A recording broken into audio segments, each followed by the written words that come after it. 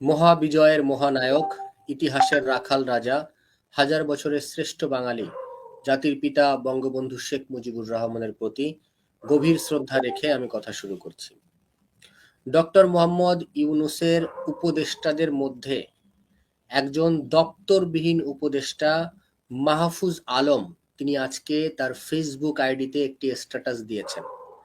যে স্ট্যাটাসের মাধ্যমে তিনি প্রত্যক্ষভাবে আমাদের পার্শ্ববর্তী রাষ্ট্র ভারতের সাথে যুদ্ধের ব্যাপারে তিনি অগ্রিম দাওয়াত দিয়ে রেখেছেন এবং তাদের ভূখণ্ড দখলের ব্যাপারে তিনি কথা বলেছেন সেখানে। তার স্ট্যাটাসটি একটু আপনাদেরকে দেখাই, আপনাদের একটু দেখলে বুঝতে পারবেন। তিনি স্ট্যাটাসে লিখেছেন, বিজয় এসেছে তবে সামগ্রিক নয়, মুক্তি এখনো বহু দূরে। হিমালয় থেকে বঙ্গোপসাগর পর্যন্ত এ অঞ্চলের সভ্যতা ও সংস্কৃতির যে গড়ন, যা আদতে উত্তর ভারতের চাইতে আলাদা, মুসলিম হিন্দু নির্বিশেষে সে সভ্যতা ও সংস্কৃতির পূর্ণ বিকাশ ও হিমালয় থেকে বঙ্গোপসাগর পর্যন্ত জনপদ পুনরুদ্ধার ব্যতীত পোকায় খাওয়া পূর্ব পাকিস্তান হয়ে বাংলাদেশ দিয়ে আমরা মুক্তিকে ছুঁতে পারবো না। মানুষের মুক্তির প্রশ্নের সাথে সভ্যতা ও সংস্কৃতির মুক্তির প্রশ্ন সম্পর্কিত। ছোট্ট একটু পড়ে আপনাদেরকে শোনালাম এবং তিনি যে বাংলাদেশের ম্যাপটি দিয়েছেন, দেখুন বাংলাদেশের ম্যাপের সঙ্গে তিনি ভারতের ম্যাপ জুড়ে দিয়েছেন এবং বঙ্গোপসাগর থেকে তার হিমালয় পর্যন্ত যে জায়গাটুকু, এই জায়গাটুকু লাগবে। পোকায় খাওয়া পাকিস্তান থেকে বাংলাদেশের যে স্বাধীনতা এবং বাংলাদেশের যে ভূখণ্ড, এই ছোট ভূখণ্ড শাসনের জন্য হয়তোবা তিনি মানে রাজি নন। এই কারণে তার বড় ভূখণ্ড লাগবে এবং সেটা বঙ্গোপসাগর থেকে হিমালয় পর্যন্ত। এখন আমাদের পার্শ্ববর্তী রাষ্ট্রের যে ম্যাপটি তিনি দিলেন এবং সেটা জুড়ে তিনি স্ট্যাটাস দিলেন এবং সেটা দখলের কথা তিনি বললেন। এখন এই বিষয়টা নিয়ে যদি আমাদের পার্শ্ববর্তী রাষ্ট্র ভারতের সাথে কোনো যুদ্ধ হয়, সেই যুদ্ধের ব্যাপারে কি বাংলাদেশের মানুষের কাছ থেকে ডক্টর মোহাম্মদ ইউনূস কোনো ম্যান্ডেট নিয়েছে? ডক্টর মোহাম্মদ ইউনূসের তো কোনো ম্যান্ডেটই নেই। এই মাস্টার মাইন্ডদের কোনো ম্যান্ডেট নেই। তাদের যদি ইউনিয়ন পরিষদের একটা মানে চেয়ারম্যানের নির্বাচনে দাঁড় করানো হয়, তাহলেও তারা বিপুল ভোটে উৎসাহ উদ্দীপনার সাথে তারা ফেল করবে। তাহলে তাদের কোনো জনগণের ম্যান্ডেট নেই, ডক্টর মোহাম্মদ ইউনূসের কোনো জনতার ম্যান্ডেট নেই। তাহলে এই ডক্টর মোহাম্মদ ইউনূসের বিশেষ সহকারী ছিল, যাকে অপকর্মের জন্য যাকে এখান থেকে সরিয়ে দেয়া হলো, দপ্তরবিহীন উপদেষ্টা বানানো হলো এবং এই উপদেষ্টা যখন এই ধরনের স্ট্যাটাস দেয়, তখন সেটা রাষ্ট্রের উপদেষ্টা, রাষ্ট্রের একজন মন্ত্রী পর্যায়ের লোক যখন এই ধরনের কথা বলে, সেই দায়িত্ব দায়ভার অবশ্যই রাষ্ট্রের আসে এবং রাষ্ট্রের যে প্রধান নির্বাহী বর্তমানে রয়েছে ডক্টর মোহাম্মদ ইউনূস এর জন্য পুরোপুরি দায়ী। ডক্টর মোহাম্মদ ইউনূসকে এই বিষয়ে অবশ্যই জনগণের কাছে এই বিষয়টার পুরো ব্যাখ্যা তুলে ধরা উচিত। তা না হলে ডক্টর মোহাম্মদ ইউনূস মনে করা হবে যে ডক্টর মোহাম্মদ ইউনূস নিজেই এই ধরনের যুদ্ধ চাচ্ছে।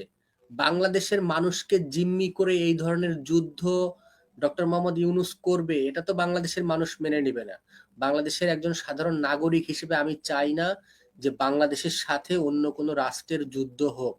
আমাদের পররাষ্ট্র নীতিতেও এটা স্পষ্টভাবে রয়েছে। সুতরাং ডক্টর মোহাম্মদ ইউনূস কি এর সঙ্গে জড়িত কিনা সেটা পরিষ্কার করতে হবে।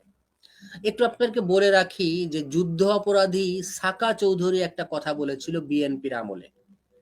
তিনি তারেক রহমানের যে আচরণ, তারেক রহমানের যে ক্ষমতা খাটানোর যে ব্যাপারটা, এটা বিএনপির সিনিয়র নেতারা তারা সহ্য করতে পারেনি। সাকা চৌধুরী ছিল বিএনপির সেই সময় স্থায়ী কমিটির সদস্য। তিনি তখন বলেছিলেন যে কুকুরের লেজ নাড়ে নাকি লেজে কুকুর নাড়ে। এই কথাটা অন্তত তিনি খালেদা জিয়ার প্রতি ক্ষুব্ধ হয়ে বলেছিলেন যে খালেদা জিয়া তারেক রহমানের লাগাম টেনে ধরতে পারছে না। কিন্তু খালেদা জিয়ার বেসমেন্ট ছিল বিএনপির মতো বড় একটা পার্টি ছিল। ডক্টর মোহাম্মদ ইউনূসের বড় কোনো পার্টি নেই। ডক্টর মোহাম্মদ ইউনূস যদি ইউনিয়ন পরিষদের একটা চেয়ারম্যানই নির্বাচন করে, ডক্টর মোহাম্মদ ইউনূস তিনি ফেল করবেন। তার যে উপদেষ্টাগুলোরা রয়েছে তারাও ফেল করবে, কোথাও তারা পাশ করতে পারবে না বাংলাদেশে। এবং তাদের কোনো জনগণের ম্যান্ডেট নেই। গণভোট গণভোট নিয়েও যদি তারা এই ধরনের কথা বলতো যে আমরা পার্শ্ববর্তী রাষ্ট্র দখল করে নিব, আমাদের আরো ভূখণ্ড দরকার, তাহলেও মানা যেত। কিন্তু কোনো রকম জনগণের সাথে সম্পৃক্ততা না থেকে, জনগণের ম্যান্ডেট না নিয়ে জনগণকে এইভাবে বিপদে ফেলানোর কোনো মানে হয় না। ডক্টর মোহাম্মদ ইউনূসের এই উপদেশটাকে খুব দ্রুত বহিষ্কার করে আইনের আওতায় আনার দাবি জানাচ্ছি। কারণ এই জঙ্গি উপদেষ্টা সে কিন্তু একসময় জঙ্গিবাদের সাথে জড়িত থাকার কারণে জেল খেটেছিল। তখন তার নাম ছিল মাহফুজ আবদুল্লাহ, এবং এই মাহফুজ আবদুল্লাহ থেকে তিনি মাহফুজ আলম হয়ে গেলেন। রাজা বাদশারা যেমন নতুন ভূখণ্ড দখল করার পরে বিভিন্ন ধরনের উপাধিতে নিজেরা উপাধি নিতেন, নিয়ে নাম পরিবর্তন করে নতুন উপাধিতে ভূষিত হতেন, ঠিক এই জঙ্গি হিজবুত তাহরির দোসর মাহফুজ আবদুল্লাহ তিনি উপাধি নিয়ে মাহফুজ আলম হলেন। মাস্টার মাইন্ড থেকে বিশেষ সহকারী থেকে দপ্তরবিহীন উপদেষ্টা।